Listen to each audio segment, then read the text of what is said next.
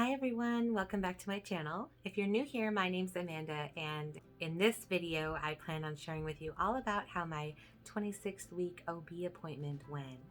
We're going to discuss things like what happened during my appointment, sneak peek, I had an anxiety attack and I'm going to share with you guys all about that during my appointment. And also I had my gestational diabetes test. I plan to share with you guys about that and the results of it as well. So if you guys are interested in that, I hope you'll stick around and I hope you'll consider subscribing because I have a lot more fun videos coming up. Not all of them pregnancy related, but a few that are pregnancy related. So keep watching for more and I hope you'll subscribe. So my appointment started out with normal things, generally in your second, third trimester, they start to measure your stomach with like a measuring tape from like your pelvic bone all the way to where they feel the top of your uterus is at that time, and then they measure it. And so he did that measurement, and I was measuring on schedule. He also generally listens to the baby's heartbeat, so that's always exciting. I can remember, it's just wonderful. It's just wonderful hearing that heartbeat. It's very reassuring as well, We also discussed that I needed to have my gestational diabetes test done, and that because I hadn't fasted that day, he recommended I do it the following day. And so I did do that, but before we go to that, I want to talk about the rest of my OB appointment, and that entailed my anxiety attack. It was so embarrassing. Like, in the moment, of course, you're not embarrassed because you're just so overwhelmed with what you're feeling, but like looking back on it right now, I'm just like, oh my God. So when my doctor asked that obligatory, is there anything else I can help you with today during your appointment, yeah, my emotions got the better of me. I had planned on going in and asking this question anyway, but like the minute I asked it, it was like my heart was just on my sleeve and crying out of my eyes. It was all there.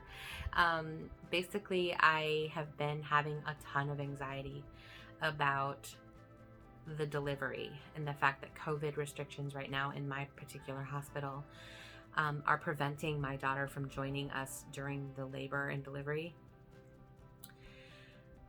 And my unique situation is that we are a military family stationed in a rural area where we don't have any friends or family nearby. And basically I had no one that I trusted that I could watch my kid. I still don't. I am sort of figuring things out now because of this anxiety attack that I had at my appointment. God, I'm so embarrassed about it. I hate even calling it an anxiety attack. I hate that somewhere it is probably in my chart. But anyway, yeah, I broke down, very, very emotional, crying to him about how, I don't have a support system up here. COVID hasn't allowed me to make any sort of social network here. There was no one. My family is we have a family member now that is going to try and fly out for at least a 2-week chunk. And we're hoping that the baby will, come during that 2-week chunk. But with my first pregnancy, I had preterm labor. My baby wanted to come out at 33 weeks. And so I ended up being hospitalized for 3 weeks in order to get her to 37 weeks where she would be full term.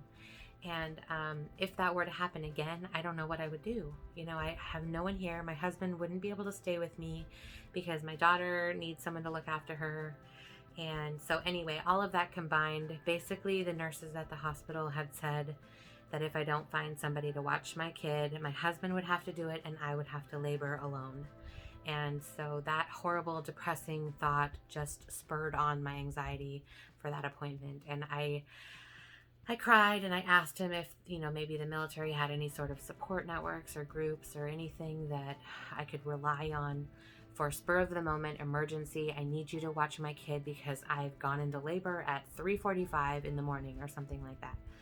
So I need something like that, I can rely on, that there's going to be someone to watch my kid and my husband can support me while I bring our other kid into the world, So anyway, big anxiety attack. He ended up bringing me out and brought me over to his other team members in the clinic there. And, I was crying to them, and it was just like there was 4 other people in the room. They're all watching me break down and crying, and oh my God, it is so embarrassing to think about. That's just not me. I'm not generally let me make a big scene kind of a person, but my emotions had gotten the better of me during that appointment. And so, yeah. Luckily, the one of the nurses there had heard of a program that is basically like the military will help you to pay for childcare.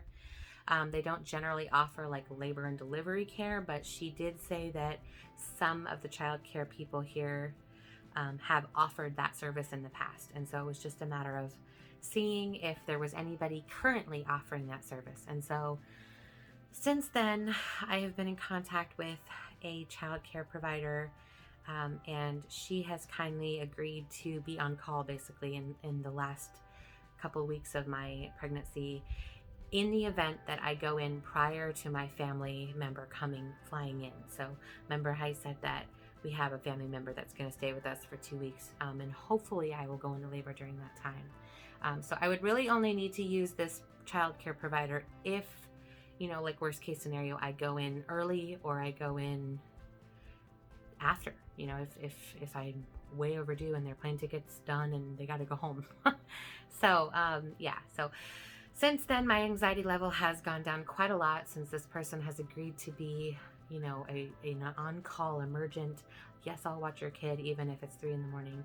We can drop her off on the way to the hospital and know that she will be okay, even if it's in the middle of the night. So thankfully that has been resolved. Most of it has been resolved. So I'm very grateful for that. On to the gestational diabetes test. I did have to come back the next day because I had to fast. And so it was a 1-hour gestational diabetes test where I had to go in. They gave me this orange, it didn't taste bad. I mean, I personally don't mind orange flavor. I think it's, it tasted pretty good as far as that goes. But what I didn't like was it was such a syrupy kind of, a very thin syrup. I'll give them that. But it was almost like I was drinking a very thin syrup. It was just, I just didn't care for the texture of it at all. They were giving me warnings and everything too when they gave it to me. If you have to vomit, that's okay. We can redo the test another day. Or, if the taste or if the texture or the taste, sets you off, it's okay. And so I was already going into it oh God, this is going to be terrible. But actually the flavor wasn't bad at all. I drink an orange soda every now and then, so the flavor wasn't bad at all. It was more that syrupy texture that got to me. So anyway, they instructed me that I should try and get the bottle down within 5 minutes. And they said that most people just chug it and get it over with. And he did say that I could drink water afterward, and that I was just to wait there in their waiting room for an hour, that they would time me as soon as I finished the last drop in the bottle. And so, I sat in the waiting room. I had a good Kindle book on my phone, and I just kind of read for that hour, and they finally called me back, and I got my blood drawn, and then the wait happened.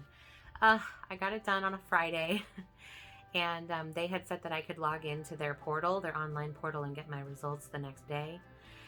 Yeah, that did not happen. It was a 4-day weekend too, so I couldn't get my results until Tuesday. Or a 3-day weekend. It wasn't a 4-day weekend. It was a 3-day weekend, and I couldn't get my results until Tuesday, but luckily they did give me a call that morning, and they did say that my test was negative. So thank God I do not have gestational diabetes. It was a relief. I did have a little bit of anxiety, not knowing, yes, no, do I have it, do I not? I do have a friend that has it during her pregnancy, and I was kind of paying attention to some of her symptoms. She kind of explains that sometimes she, has light, nice energy that day or that hour, and then all of a sudden she'll crash and she'll just have like no energy at all, and she'll be exhausted. And I didn't really have that up and down going on. So that was one thing that I was like, maybe I don't have it. But, we all have a little bit of anxiety when we have an upcoming test. So I'm glad and thankful that that's behind me and that it was negative. All right, guys, that is going to be it for my 26-week OB appointment. I hope that you'll consider subscribing because I have a lot more videos coming for you. I have a bunch planned for a pregnancy and preparing for baby related, and some others that aren't having to do with the baby at all. Some with my other hobbies like cooking or gardening or things like that, just whatever's going on in my life at the time. And so I hope that you'll consider subscribing and continuing to follow my little life's journey here. I hope that you'll consider watching one of the 2 videos that are on your screen right now. One of them YouTube has picked for you, and one of them I have picked for you. I hope that you'll consider watching them to support my channel further. Thank you so much. Hit that thumbs up button, and I'll see you guys next time. Bye.